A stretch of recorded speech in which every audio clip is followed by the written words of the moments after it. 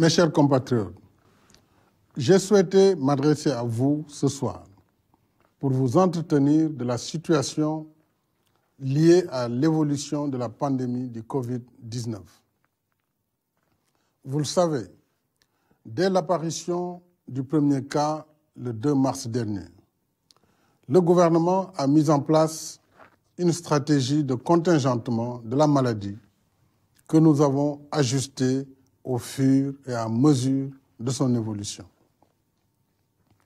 C'est ainsi que, tenant compte du risque de calamité publique liée à la pandémie, j'ai proclamé le 23 mars l'état d'urgence, assorti d'un couvre-feu sur l'ensemble du territoire national. Plus de 2 mois après, et malgré le rythme de progression de la maladie, notre système de santé s'est montré résilient face à une pathologie pourtant inédite et particulièrement contagieuse. Nous le devons surtout à la compétence et au courage remarquable de notre personnel de santé. Les propos poignants de malades guéris en sont les meilleurs témoignages.